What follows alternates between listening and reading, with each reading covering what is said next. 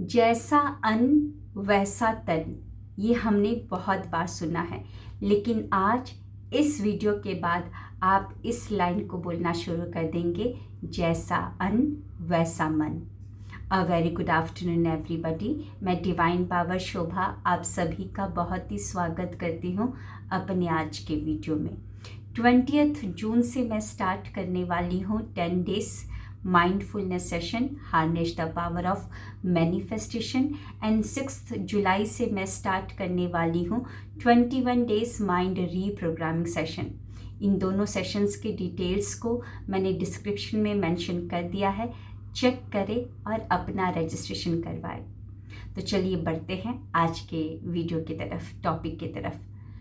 ये हम जानते हैं कि खाने को चार्ज करके खाना चाहिए, धन्यवाद करके खाना चाहिए, शुक्रिया अदा करके ही खाना चाहिए।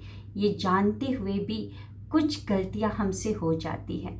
जब से मैंने ये सारी कहानियों को सुना है, तब से इस रिचुअल को मैं और ज़्यादा मेरा विश्वास और ज़्यादा प्रबल हो चुका है।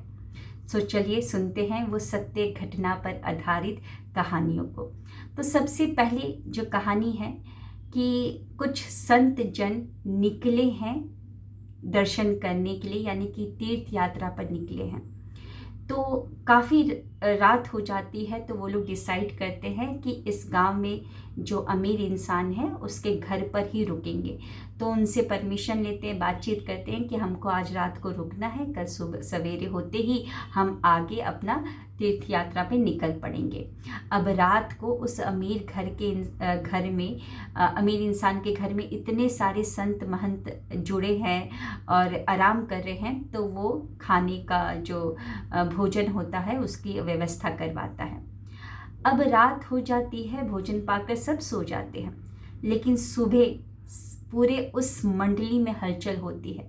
सब एक ही बात की चर्चा कर रहे होते हैं कि कल रात को स्वप्न में दोष हो गया, स्वप्न दोष हो गया, संयम नहीं हो पाया और दोष हो गया। यानी कि सबने ही एक ऐसी काम वासना की सपना देखा जिसमें उनको अपने ऊपर काबू नहीं हो पाया और दोष हो गया। अब सब यही बात कर रहे थे, तो उस मंडली के सबसे जो पहुँचे हुए जो संत महात्मा थे, उनके पास सब जाते हैं और बोलते हैं कि कल रात को स्वप्न दोष हो गया, इस तरीके का स्वप्न आया और दोष हो गया। तो उन्होंने कहा कि सबको एक जैसा ही सपना आया है, तो हो न हो भोजन में कोई गड़बड़ी है। जो कल रात को भोजन पाया गया था उसी में गड़बड़ी है। अब वो जो अमीर इंसान होता है उसको बुलाया जाता है, तो उससे पूछा जाता है कि एकदम सत्य बताना, क्योंकि हम तो पहुँचे हुए, हम सब जानते हैं, एकदम सत्य बताओगे तो माफ़ कर देंगे। तो पूछा उससे कि भोजन कैसे बनाया था, तो उन्होंने क्या बोला कि काम वासना को मन में रखते हुए, वही चीज़ को थॉट में रखते हुए भोजन को पकाया गया था और वो भोजन खाया तो सबको स्वप्न दोष हो गया। अब एक और ऐसी ही कहानी है कि एक संत महंत नहा रहे थे।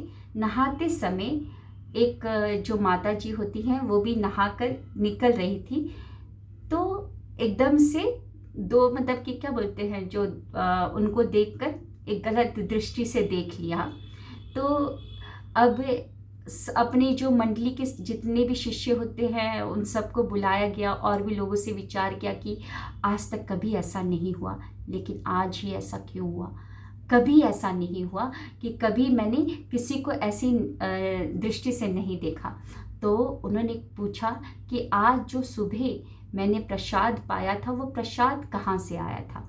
तो पता लगाया गया कि वो जो प्रसाद है उस इलाके की एक जो वैश्या होती है उन्होंने चढ़ाया था, तो वो प्रसाद को पाया गया था। तो प्रसाद को एकदम से पाने के बाद वैसा ही उनके अंदर वो जो दृष्टि है, नज़रिया है, वो उनका वैसा ही चेंज हो गया था। तो ये कहानी आप थोड़ा सा ध्यान से समझिएगा। यहाँ पर मैं क्या बताना चाहती हूँ कि जो भोजन को हम अपने किचन में पका रहे होते हैं, उस समय पता नहीं क्या क्या हम सोच रहे होते हैं, क्या क्या आजकल तो मोबाइल हमारे हाथ में होता है, क्या क्या देख कर हम पका रहे होते हैं, और जिस थॉट्स के साथ हम पका रहे होते हैं, जिस फीलिंग के साथ पका रहे होते हैं, वो उसके अंदर जा रहा होता है। सो भोजन खाने से पहले पकाने वाले प्रोसेस में भी आपको बहुत ज़्यादा सतर्कता रखनी होगी। तो यहाँ पर कर क्या सकते हैं, सबसे ईजीएस्ट तरीका, भगवान का नाम जाप करें।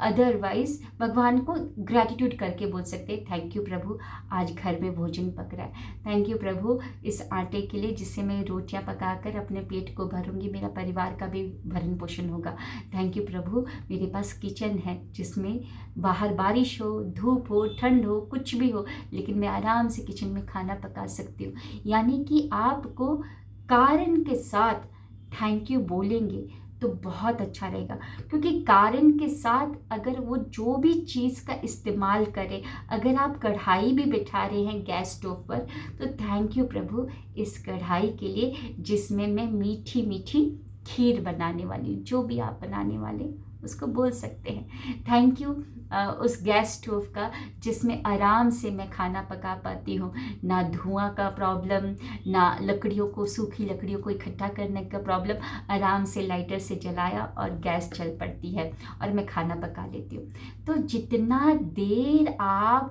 कारण को ढूंढेंगे और ग्रैटिट्यूड में रहेंगे, उतना देर आप कृतज्ञता में रह रहे हैं, प्रभु को धन्यवाद कर रहे हैं, उनकी दी हुई नियामतों के लिए आप कृतज्ञ रह रहे हैं, तो आपके अंदर की फीलिंग अच्छी होगी। उससे तो अच्छा है ना कि जो हम गलत सलत वीडियोस या कुछ सुनते रहते हैं, उससे तो बहुत ही बेहतर है ये चीज़ को करना। और जब भोजन आप पका रहे हैं उस बात कुछ और भी बोलते रहिए, थैंक यू देश विदेश के किसान भाइयों का जो दिन रात मेहनत करते हैं, उनकी वजह से आज मेरे घर में भोजन पक रहा है। थैंक यू मेरे घर के कर्ता धर्ता के काम कारोबार का जो दिन रात मेहनत करते हैं, धनराशि कमाते हैं, उन्हीं धनराशि से आज मेरा किचन राशन से भरा हुआ है ना, ना कोई प्रॉब्लम होगा ना कुछ होगा। तो इसको करके देखिएगा और आज से अभी से करिए। चाहे आप चाय बना रहे हो, चाहे आप अपने आरओ से पानी क्यों ना ले रहे हो, चाहे आप कुछ स्नैक्स क्यों ना निकाल रहे हो, बस ग्रैटिट्यूड में रखिए। शुक्रिया उस डब्बे का जिसमें मिक्सचर मैंने रखा है, शुक्रिया उस डब्बे के अंदर जो स्पेस है उसका बहुत बहुत शुक्रिया कि आराम से इसके अंदर मिक्सचर आ गया। थैंक यू उस मनी का, मेरे प्यारे परमात्मा, उस माँ लक्ष्मी का जिसकी बदौलत मेरे किचन में डब्बे हैं, बर्तन है, गैस स्टोव है, साग सब्जी है, फ्रिज है, आरओ लगा हुआ है, वाह लाइट आता है, शुक्रिया। तो आज से अभी से इसे करना शुरू कर दीजिए। कैसा लगा आज का वीडियो ज़रूर बताइएगा। मिलते हैं नेक्स्ट वीडियो में। Thank you.